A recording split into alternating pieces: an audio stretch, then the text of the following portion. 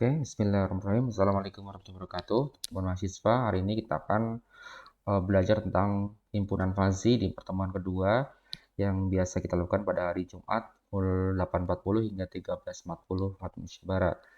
Dan sebelumnya kita telah belajar tentang pendahuluan ya, ataupun latar belakang bagaimana sebuah logika fazi itu digunakan dalam kehidupan kita sehari-hari. Nah, ini kita akan lebih dalam lagi membahas terkait dengan himpunan fazi.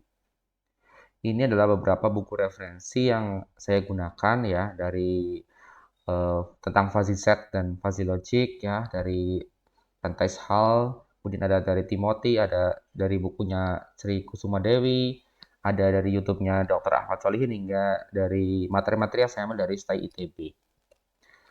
Himpunan fuzzy kita akan belajar 7 poin utama hari ini yaitu himpunan fuzzy versus himpunan crisp, ada variable fuzzy, ada contoh himpunan fuzzy, ada domain, ada semesta pembicaraan, ada support set hingga alpha cut set. Nah, ini yang akan kita bahas hari ini.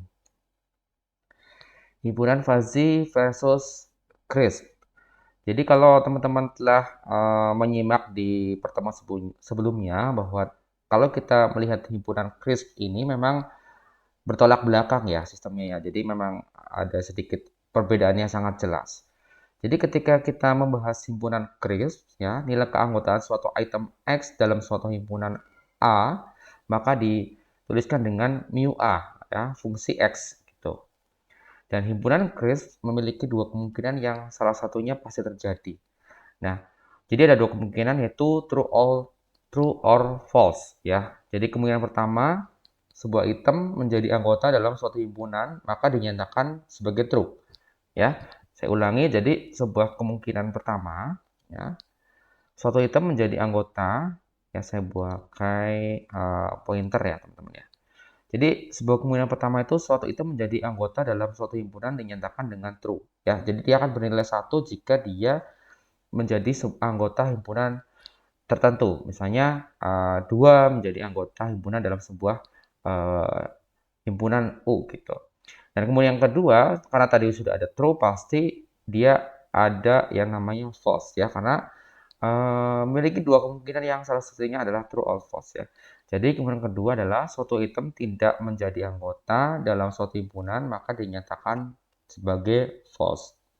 Nah, mungkin secara teoritis kita akan pusing ya melihat teorinya, tapi kalau kita lihat case-nya, kalau kita contohkan misalnya ada himpunan S ya, atau semesta pembicaraannya adalah kita pakai angka 1, 2, 3, 4, 5, 6. Di mana A adalah 1, 2, 3 dan B adalah isinya adalah 3, 4, 5. Maka dari data tersebut kita dapat menghasilkan data bahwa nilai keanggotaan 2 atau angka 2 ya, maka pada himpunan A ya, mu A untuk fungsi kedua adalah 1. Karena apa? Karena 2 merupakan elemen dari A. Oke, dan nilai keanggotaan 4 pada himpunan A ya. Jadi kan tadi ada semesta pencitraan ya. Jadi semestanya ada 1, 2, 3, 4, 5, 6. Nah, kita bikin dua himpunan nih. Ada himpunan A, kita bagi himpunan A dan bagi himpunan B. Himpunan A isinya adalah 1, 2, 3. Himpunan B 3, 4, 5. Nah, karena kita melihat 2 ya, di sini ada 2 masuk sebagai anggota himpunan A, maka nilainya adalah 1 atau true gitu ya. Nah, karena apa? Karena 2 merupakan elemen dari himpunan A. Nah, di sini. Kemudian nilai keanggotaan 4 pada himpunan A bernilai 0 ya. Mu A fungsi 4-nya 0. Karena apa? 4 bukan elemen dari A. Ya, kita lihat A itu hanya 1, 2, 3, maka karena 4 tidak masuk sebagai himpunan A, maka 4 bernilai 0 atau false. Kemudian nilai keanggotaan 3 ya pada himpunan B ya bernilai true ya. Kenapa? 3 berada pada himpunan A ya. Kemudian 3 juga masuk pada himpunan B. Nah, di sini maka disebut 3 bernilai true atau nilainya 1. Karena apa? Karena 3 juga merupakan elemen bilangan dari B. Ya, semoga dari sini teman-teman lihat bahwa dalam sebuah semesta ya gabungan gitu, kemudian ada himpunan A dan B, kita akan mendefinisikan sebuah elemen itu bernilai true or false. Ya, jadi kalau di CRISP itu jelas ya, kalau tidak masuk ya tidak, kalau masuk ya masuk ya. Jadi ada batasan yang jelas dari CRISP di sini. Nah, contoh lain kalau kita berbicara tentang CRISP di sini ya, tentang misalnya kita dalam umur itu kita bagi menjadi 3 kategori ya. Ya misalnya nah ini sangat sebetulnya sangat apa ya, sangat nyambung sekali dengan data science ya, teman-teman ya. Dengan data science teman-teman telah belajar tentang klasifikasi ya, misalnya menggunakan algoritma support vektor mesin. Nah, kita klasifikasikan umur manusia menjadi muda, parubaya, dan tua. Nah, di CRISP itu misalnya seseorang dikatakan berumur muda jika umurnya kurang dari 35 tahun. Kemudian dikatakan parubaya jika umurnya lebih dari sama dengan 35 tahun dan kurang dari sama dengan 55 tahun. Kemudian dia dikategorikan sebagai umur tua ketika lebih dari 55 tahun. Nah, kalau kita gambarkan dalam sebuah himpunan, grafiknya adalah seperti ini ya teman-teman ya. Jadi kalau umurnya kurang dari 35, nih grafiknya di sini dianggap muda. Kalau parubaya itu antara umur 35 hingga 55. Dan kalau tua maka dia grafiknya adalah 55 tahun ke atas gitu. Nah, dari grafik tersebut maka kita dapat nyatakan bahwa bagaimana apabila seorang berusia 34 tahun maka dia dikatakan muda ya. Jadi mu muda fungsi untuk masuk ke angka 34 maka dikatakan true, nilainya 1. Karena apa? 34 kurang dari 35 tahun, maka dia dinyatakan muda. Nah, lanjut, apabila seorang berusia 35 tahun, maka ia dikatakan tidak muda. Karena apa? Karena 35 tahun itu masuknya ke parubaya. Nah, ini kalau di CRISP ya. Nah, di sini. Nah, kemudian apabila seorang berusia 55 tahun kurang sehari, maka ia dianggap masih berusia 54 tahun dan dikatakan parubaya. Karena mu parubaya untuk fungsi 54 adalah true atau uh, true ya atau satu ya.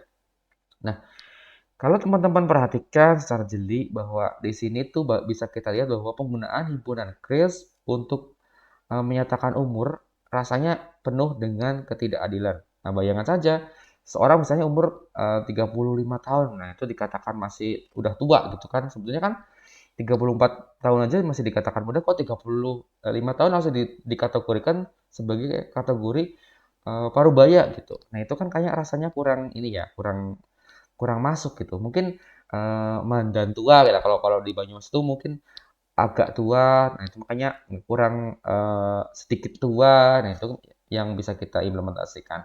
Tapi kalau di himpunan CRISP itu akan jelas tua ya tua, muda ya muda, parubaya ya parubaya ya. Tapi kalau di sini di Fazi nanti kita akan lihat adanya perbedaan. Nah, adanya perubahan kecil pada suatu nilai saja menyebabkan perbedaan kategori yang signifikan, gitu ya. Jadi antara 34 tahun dengan 35 tahun aja itu perbedaannya sangat jelas ya. Satunya dianggap muda, satunya dianggap parubaya. Padahal cuma selisih 1 tahun. Nah, ini ya yang terjadi di himpunan CRISP ya. Nah, karena beberapa permasalahan tadi atau diskusi hebat terkait dengan adanya CRISP tadi yang langsung jelas gitu ya, mendefinisikan sebuah kategori, maka muncullah himpunan Fazi ini. Himpunan ini lahir setelah adanya konsep ketidakadilan dalam pengelompokan di himpunan CRISP ya. Makanya si logika Fazi ini hadir ya teman-teman ya. Oke. Jika kita menggunakan himpunan Fazi, ya, seseorang dapat masuk dalam dua himpunan yang berbeda. Misalnya, muda sekaligus parubaya atau parubaya sekaligus tua. Ya muda, ya parubaya, ya seperti tadi umur 35 tahun gitu. Sampai 4 misalnya 35 tahun sampai 45 tahun itu ya muda, ya parubaya gitu. Nah, seberapa besar eksistensinya dalam himpunan tersebut dapat dipantau sesuai nilai keanggotaannya. Nilai keanggotaan inilah yang sering dikenal dengan derajat keanggotaan. Kemudian kita bebas milih nilai keanggotaan atau derajat keanggotaan dan nilai keanggotaan memiliki antara 0 sampai 1. Nah, ini berbanding terbalik dengan crisp ya.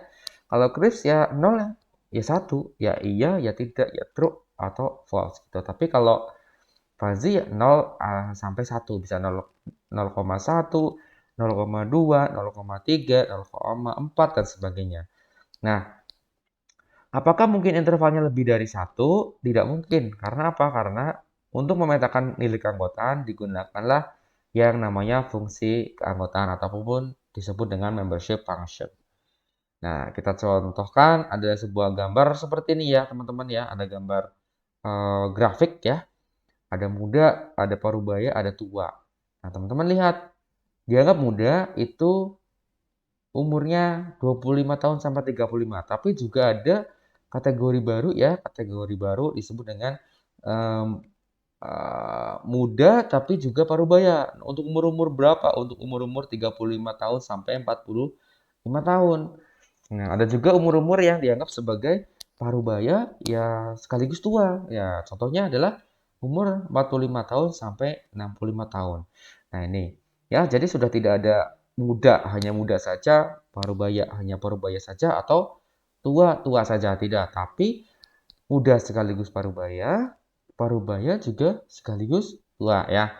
Nah, ini akan jadi lebih adil ya teman-teman ya. Jadi kalau 40 tahun itu tidak langsung dicap sebagai parubaya, tapi dia juga antara muda dan parubaya. Dan juga orang-orang yang umurnya 55 tahun nih. Jadi tidak langsung dicap sebagai orang yang berumur tua, tapi dia juga dicap sebagai orang yang berkisar antara umurnya adalah parubaya hingga tua. Jadi inilah perbedaan dasar ya teman-teman antara logika fuzzy, himpunan fuzzy dengan crisp di sini. Nah, kalau kita lihat di sini ya, kita contohkan tadi ya, kalau kita contohkan masukkan umur 40 tahun di sini, maka 40 tahun termasuk dalam himpunan muda dan parubaya. Ya, saya udah bahas tadi. Sekaligus dengan eh, nilainya adalah 0,25 kalau kita contohkan. Dan himpunan parubayanya untuk 40 tahun adalah 0,5. Oke ya, jadi kalau untuk mudanya nilainya 0,25 di sini, kalau rentang 0 sampai 1, kemudian untuk parubayanya dia dapat nilainya adalah 0,5. Lain lagi dengan seorang yang berumur 50 tahun, ia dinyatakan termasuk dalam himpunan parubaya sekaligus tua dengan nilainya adalah kalau 50 tahun adalah 0,5 dan untuk mu tuanya adalah nilainya adalah 0,25. Gitu. Nah, jadi nilai 0,25 dan 5 adalah contoh dari nilai keanggotaan yang memiliki interval 0 hingga 1. Nah, misalnya jika terjadi X memiliki nilai keanggotaan fuzzy, mu A fungsi X sama dengan 0, ini berarti X tidak menjadi anggota himpunan A. Demikian pula jika X memiliki nilai keanggotaan fuzzy mu A fungsi X sama dengan 1 berarti X menjadi anggota penuh dari himpunan A.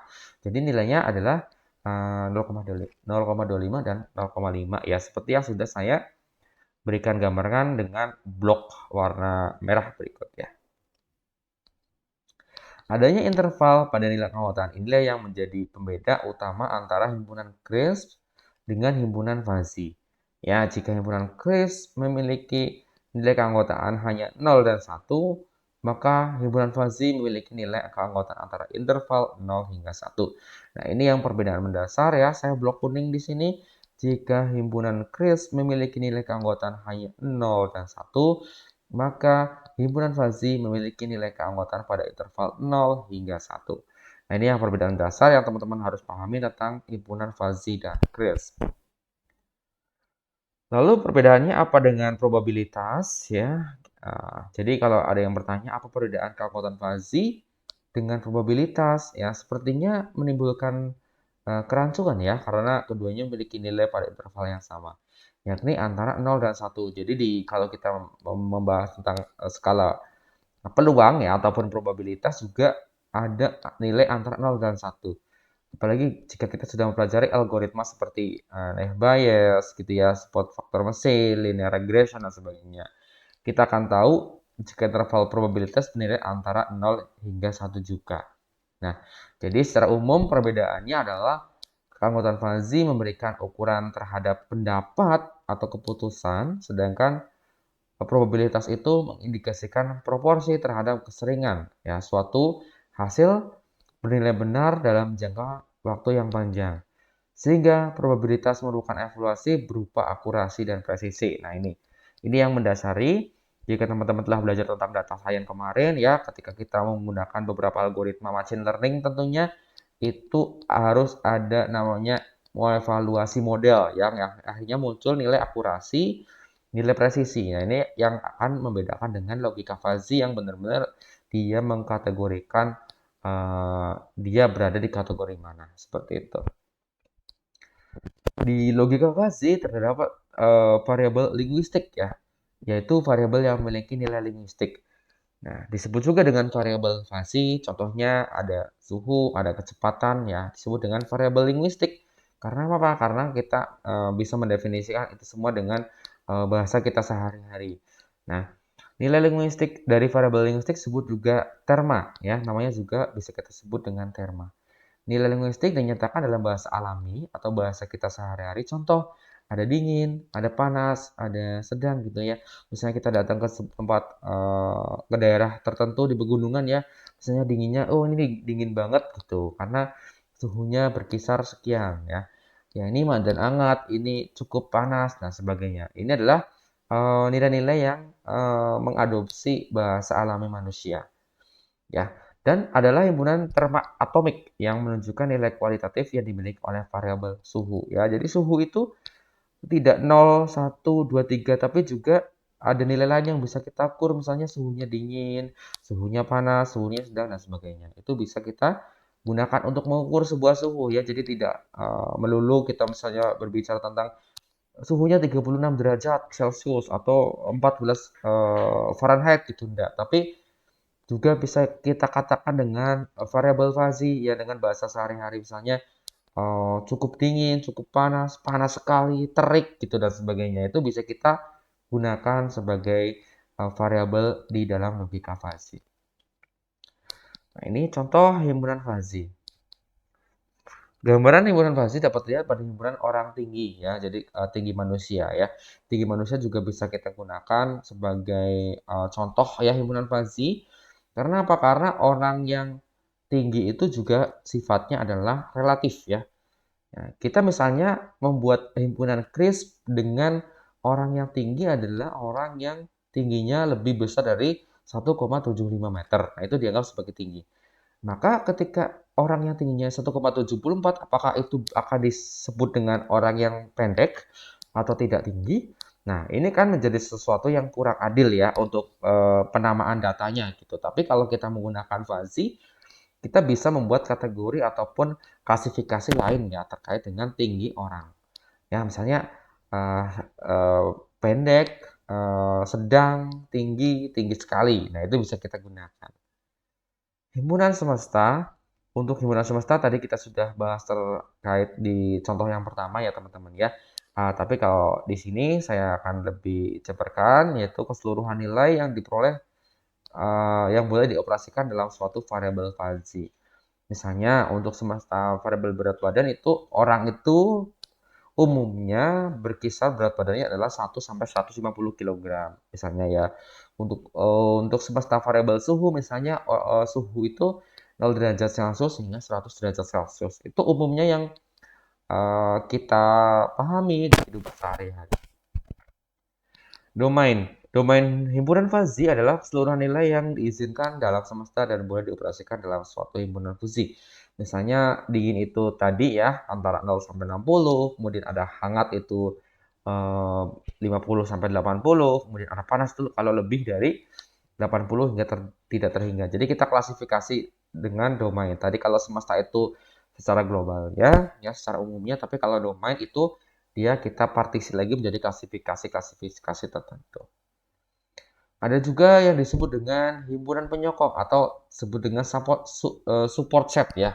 Nah, ini saya jadi ingat tentang algoritma support vector machine ya. Jadi ada beberapa titik-titik poin yang mendukung titik-titik dari fungsi linear. Ya, seperti ini yang kita telah pelajari di fungsi linearitas tuh kemarin ya. Jadi teman-teman flashback lagi dengan beberapa permasalahan matematika ya teman-teman ya. Nah, Himpunan penyokong atau support set dari Fuzzy adalah himpunan nilai crisp dari semua titik dalam semesta pembicaraan U yang nilai fungsi kekuatannya adalah lebih dari 0. Nah, ini disebut dengan himpunan penyokong ataupun support set. Kemudian kalau untuk nilai ambang alpha cut ya, merupakan himpunan crisp dari semua titik U dalam semesta pembicaraan U di mana mu f lebih dari sama dengan A. Nah, dengan perkataan lain, level alpha merupakan nilai ambang batas. Jadi ada ambang batasnya juga nih, makanya disebut dengan nilai alpha cut ini ya, teman-teman. Nah, kalau kita lihat di gambar ini ya, nih ada alfanya nih, ada ambang batasnya, titik terendahnya nah, di sini. Himpunan ini berisi semua nilai domain yang merupakan bagian dari himpunan Fuzzy dengan nilai keanggotaan lebih besar atau sama dengan alpha. Ya, jadi di sini ada penjelasan tentang nilai ambang alpha. Dan di Fuzzy ini juga ada istilah normalisasi, yaitu proses untuk memetakan derajat keanggotaan tiap elemen Fuzzy agar nilai maksimum dari himpunan keanggotaan itu satu. Ya, himpunan nilai keanggotaan tidak dapat dinormalisasi dengan mengubah semua nilai keanggotaan sehingga proporsional untuk tiap-tiap domain. Jadi tidak hanya di database ya, tapi juga di Fuzzy juga ada istilah normalisasi, yaitu untuk memetakan derajat keanggotaan tiap elemen Fuzzy agar nilai maksimum dari himpunan keanggotaan itu bernilai satu. Nah, ini contoh himpunan Fuzzy ya. Jadi himpunan Fuzzy itu punya support ya, pendukung ya, udah ada tinggi hingga ada terasnya, ada core-nya ya. Tuh, teras, core hingga supportnya ya. Titik-titik ini adalah titik-titik supportnya. Oke. Nah, kita contohkan misalkan A adalah himpunan fusi pada X ya. Support dari A adalah himpunan tegas ya. Yang memuat semua anggota A yang mempunyai nilai derajat keanggotaan tidak nol ya. Saya ambil dari referensi Clear dan Yuan tahun 1995. Dari definisi support, maka dapat dibangun definisi bahwa ya si support A ini dikatakan terbatas ya. Ini dikatakan terbatas apabila himpunan tegas yang memuat semua anggota A yang memuat derajat keanggotaan tidak nol ya, banyaknya terbatas atau terhingga. Sedangkan support A dikatakan tidak terbatas apabila himpunan tegas yang memuat semua anggota A yang mempunyai derajat keanggotaan tidak nol atau banyaknya tidak terbatas. Oke, untuk materi pertemuan kedua saya cukupkan ya untuk pemahaman dasar tentang himpunan Fuzzy. Kita belum sampai perhitungan dan coding untuk Fuzzy-nya sendiri. Di pertemuan kedua ini saya cukupkan. Saya ucapkan terima kasih. Assalamualaikum warahmatullahi wabarakatuh.